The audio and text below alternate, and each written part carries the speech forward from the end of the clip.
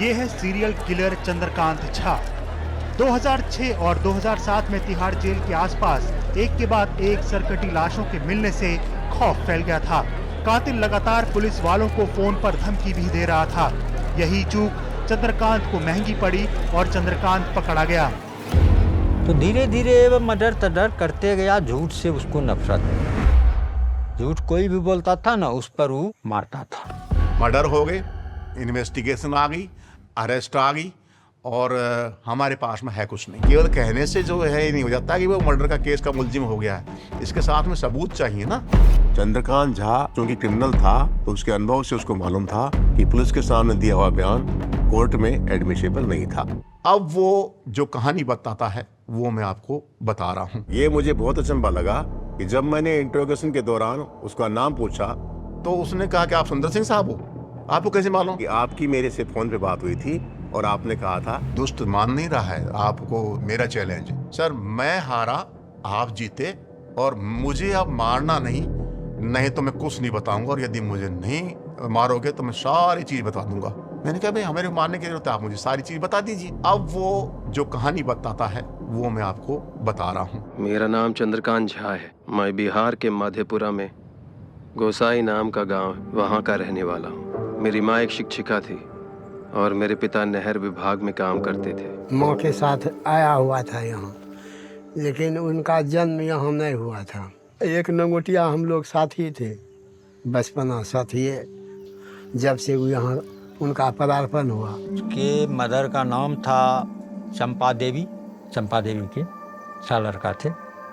6 में बड़ा था नित्यानंद, इंद्रानंद, चंद्रानंद, कलानंद, सदानंद, दीपक कुमार। वो सब मुझे स्वार्थी लगते थे। मेरे माँ बाप ने मेरी पढ़ाई लिखाई और खान पान पर बिल्कुल ध्यान नहीं रखा। इस वजह से मुझे उनसे नफरत हो गई थी। इसलिए मैंने गांव छोड़ने का फैसला किया और वहाँ से मैं दिल्ली चला आया। दिल्ली में मुझे अपने गांव के और जिले के कुछ लोग आजादपुर मंडी में मिले और वहाँ पे मैंने पल्लेदारी और सब्जी बेचने का काम शुरू किया। गुजर बसर के लिए जैसे एक लेबर क्लास काम करती है, इसी तरह से ये काम किया करता था। अलग अलग तरह के पहले सब्जी बेची। सब्जी बेचने में इसको कुछ प्रॉब्लम्स आई, वहाँ पुलिस तंग करती थी या इसके एलिगेशंस थे ऐसे कि भाई वो पैसे मांगते थे। तो वो इसी तरह की बातें बताता था कि आप सब्जी बेच रहे हो। तो पुलिस आके पूछती है भाई आप यहाँ क्यों बैठे हो, यहाँ से उठो, ठैया उठाओ। एक गरीब आदमी के लिए बड़ा मुश्किल होता है कि भाई वो आज कुछ लेके जाएगा तो घर में चूल्हा जलेगा। कोई सेटल हो जाता है वहाँ पे, अच्छा काम कर रहा है, तो उससे डिमांड्स बढ़ जाती हैं पुलिस की। चंद्रकांत का भी एज पर फाइल ये वर्जन था कि भाई मुझसे डिमांड की गई थी मोटरसाइकिल की दिवाली के ऊपर। तो इस वजह से मेरे को एक और खुंदक या ग्रज थी इस सिस्टम के अगेंस्ट। आजादपुर मंडी में जहाँ चंद्रकांत झा काम करता था, वहाँ पर ये लोग जो थे, इनकी रेहड़ी वालों की छोटी सी एक एसोसिएशन थी जिसको पंडित लीड कर रहा था। और उसने कहा था कि पंडित जो है हमसे जब तक जो है महीने के पैसे लिया करता, सबसे लिया करता था। क्योंकि वो पंडित कहता था मैं पुलिस को देता हूँ, मैं एमसीडी को देता हूँ, मैं और ठेकेदारों को देता हूँ, मैं खर्च करता हूँ और ये मुझे जायज़ नहीं लग रही थी। तो मैंने कहा मैं तो नहीं दूंगा। और इस बात पे उस पंडित को गुस्सा आ गया और उसने मेरे साथ में झगड़ा किया और मेरा जो सब्जी काटने वाला जो चाकू था उसके अंगूठे के पास में लग गया। और उसने इस शिकायत को पुलिस वाले को बताया। मेरे खिलाफ में पुलिस ने एक झूठा केस और लगा दिया। चंद्रकांत ने बोला कि इस केस में ना केवल मेरे को बंद कर दिया गया, मेरी पत्नी को और बंद कर दिया, जबकि पत्नी मेरी वहां पर थी नहीं। चंद्रकांत ने मुझे बतलाया था कि उसने ठान लिया था कि वह पंडित को मारेगा और ये पंडित वही मंगल था जिसका 98 में मर्डर हुआ था। मेरे 5 बच्चे हैं। मेरी पत्नी और मेरे बच्चे सब अनपढ़ हैं। मैं उनके साथ अलीपुर में रहता हूँ। इसने अपना जो रेजिडेंस का मकान था वो शिफ्ट कर दिया था अलीपुर में। अपने बच्चों को और अपनी वाइफ को उन्होंने वहाँ पे छोड़ दिया था और वो खुद हैदरपुर में रह रहा था जहाँ वो मर्डर करता था। एक उसने पैटर्न ऑफ किलिंग बताया था। वो इंट्रोगेशन का पार्ट होता है कि साहब मैं इनको कैसे मारता हूँ, मैं इनको अपना दोस्त बनाता हूँ, भाई की तरह रखता हूँ और भाई की तरह से रख करके अब वो एक एक बात बताता है। जो फर्स्ट केस जो है 20 अक्टूबर 2006 को जो केस दर्ज हुआ था वो अनिल मंडल के मर्डर का केस था। वो मेरे पैसे उड़ाता था। एक दिन मेरे मना करने के बावजूद वो मेरी लड़की को बाहर ले गया। इस बात पर मुझे गुस्सा आया। अब वो कहता सुबह मैंने रेहड़ा उठाया और उस रेहड़े के ऊपर डेड बॉडी को जो पैकिंग की हुई थी, जो टोकरी थी, और लेकर के रेड़े से मैं हैदरपुर का जो आउटर रिंग रोड है उसके ऊपर गया। मैं आउटर रिंग रोड पर मैंने डीटीसी बस पकड़ी। आउटर रिंग रोड की बस तिलक नगर तक आती है और उस फ्लाईओवर के पास मैंने उसको उतार लिया, और उतारने के बाद फिर मैंने रिक्शा लिया और घूम करके मैंने देखा हाँ बलबीर वहीं पर है, और मैंने उस डेड बॉडी को वहाँ गेट नंबर 3 के पास में जहाँ बलबीर की ड्यूटी थी वहाँ पे मैंने डेड बॉडी को डाल दिया। और डाल करके फिर मैं नांगल राया फोन गया, नांगल राया से मैंने फ़ोन किया। वो ये कह रहा है कि इसने जितना कर्म किया था उतना मैं उसको दंड दिया करता था, लेकिन इसको मेरे कल्याण करना था इसको। अब ये कहता है कि मैं जब कल्याण करने के लिए कहता हूँ तो उनकी जो मुंडी है या खोपड़ी है उसको जमुना में डालता हूँ ताकि उनका कल्याण हो जाए। जो दूसरा केस वो बताता है वो 25 अप्रैल 2007 को किया था, वो मर्डर उपेंद्र का। उसका चाल चलन ठीक नहीं था। मैं उपेंद्र को अपने हैदरपुर वाले कमरे में लेकर आया। अब ये कहता है कि मैं 2 चांस देता था कि या तो सुधर जा, नहीं तो तू फाइल से गया। ये वर्ड है उसका, बहुत पैट वर्ड था। जिसको मैंने कह दिया कि तू फाइल से गया उसको मैं मारूंगा। बड़े वाले चाकू से उसका हाथ, पैर और लिंग काट दिया।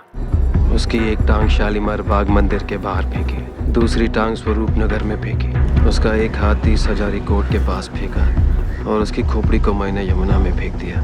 उसने कहा कि जब उसने उपेंद्र का मर्डर किया तो उपेंद्र के मर्डर के बाद में मैं वहाँ आया। उसने कहा सर अब आपकी आवाज़ को मैंने देख लो तुरंत पहचान लिया, सबकी पहचान लेता हूँ, लेकिन आप मेरी आवाज़ ही नहीं पहचान सके। मैंने पूछा था आप तिहाड़ जेल पे क्यों डाल रहे थे भाई सारी डेड बॉडी को? चंद्रकांत ने बोला कि जी बलबीर नाम का जो हेड कांस्टेबल था वो जेल नंबर 3 पर था 2003 से पहले, और उसने मुझे अंदर मेरे साथ में ज्यादती की थी। मुझे रोटी खाना कम दिया करता था, मुझे नंगा कर दिया था और कैदियों के सामने। इसलिए मैंने सोचा था कि इसको मैं परेशान करूंगा।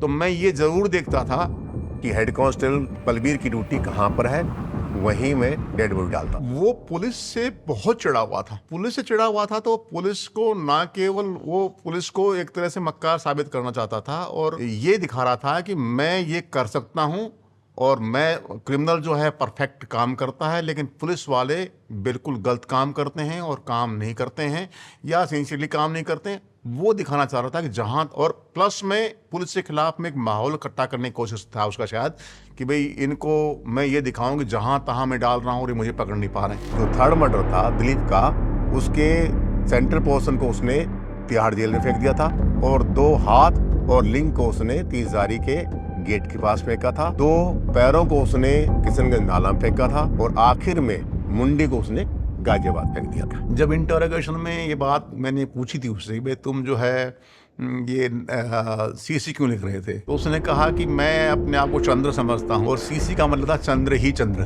तिहाड़ के पास इसलिए फेंकता था कि ये सेंसेशनल करना चाहता था।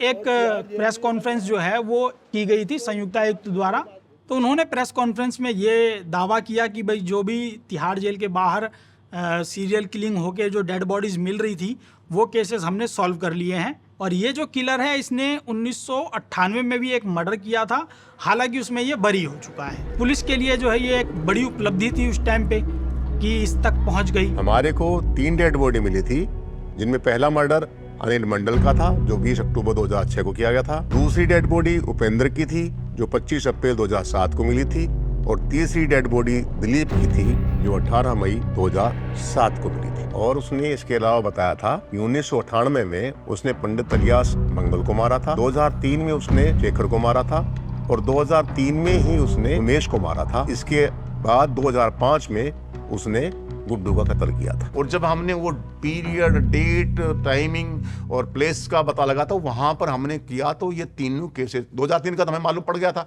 लेकिन जो 2 केस थे जो मुखमैलपुर नाला वाला और जो सुलभ शौचालय मंगोलपुरी बता रहा था वो भी हमें एग्जिस्टेड पाए गए और वो अनट्रेस केस हो चुके थे। उनका आइडेंटिफिकेशन भी नहीं होता था क्योंकि तो पकड़ा ही नहीं गया था, तो ये केसेस भी उसने बता दिया। अब यहाँ तो केवल मेयरली हमने उसको पकड़ दिया और पकड़ने के बाद वो कह रहा है तो केवल कहने से जो है नहीं हो जाता कि वो मर्डर का केस का मुलजिम हो गया है।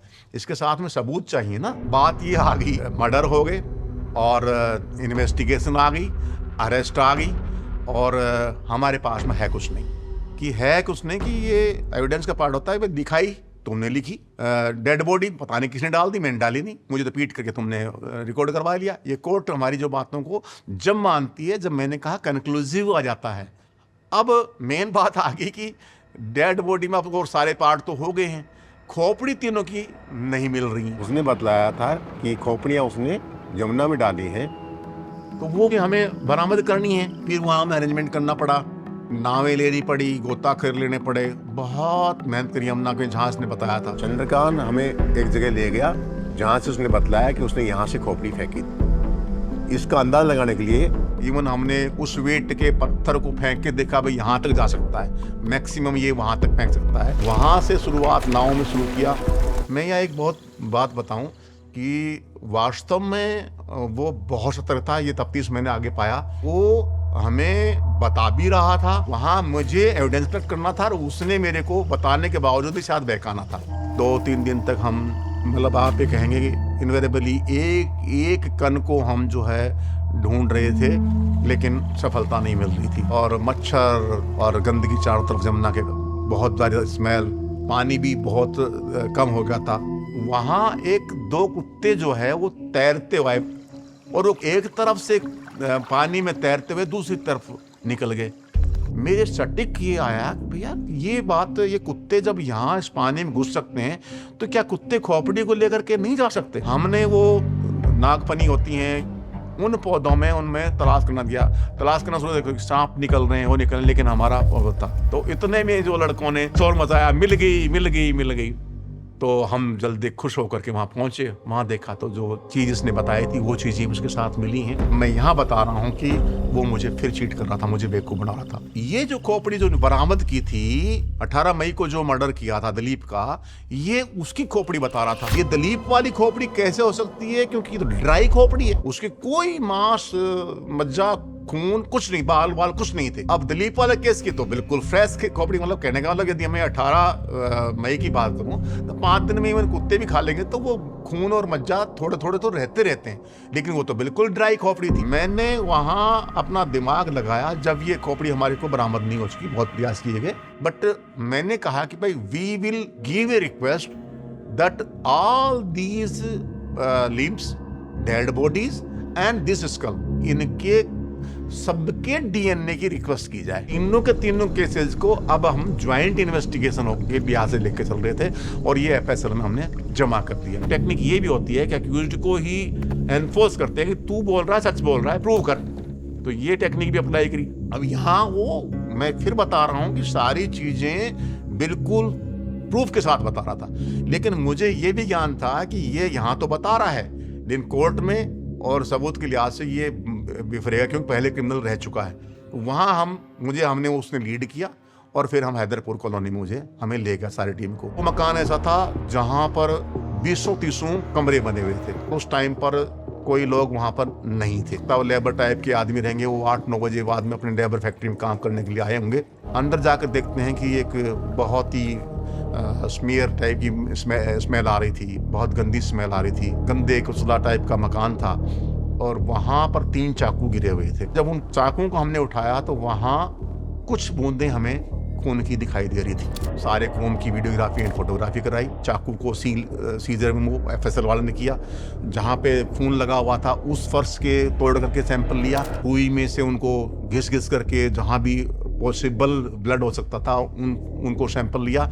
इसके बाद में एक उसने मोबाइल फ़ोन बताया जो अलमीरा में रखा हुआ था, वो अलमीरा से मोबाइल फ़ोन लिया हमने। फिर एक दीवार पर जो है उसने नाम लिखे हुए थे, तो उससे पूछा ये कौन है, कि ये जानकार हैं, इनके भी जानकार हैं, मेरे भी जानकार हैं, उनके फ़ोन नंबर हैं। और प्लस में इसका मोबाइल फ़ोन, खुद का मोबाइल फ़ोन नंबर था, वो फ़ोन भी मोबाइल में हमारे को वो फ़ोन मिला जो हम ट्रैक कर रहे थे। अब हमारे पास में बहुत सारे values of evidence of arrest आ चुके हैं। पहले क्या होता है कि हमें एफआईआर दर्ज करने से पहले इंग्रेडिएंट्स देखने पड़ते हैं, वो एफआईआर में हो चुका।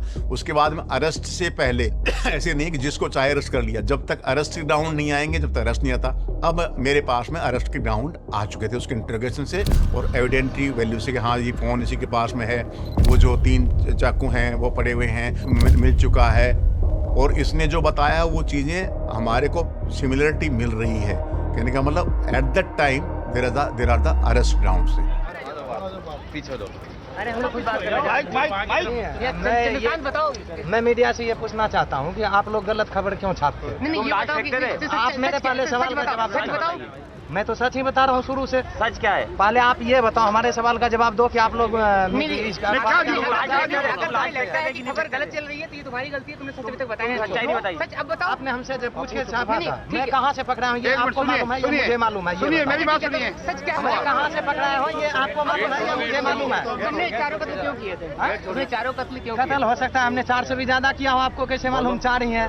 तो बताओ, डिटेल बताओ अपने बारे में कुछ। तो वो मैं कोर्ट को बताऊँ, आपको बताऊँ? तो फिर मीडिया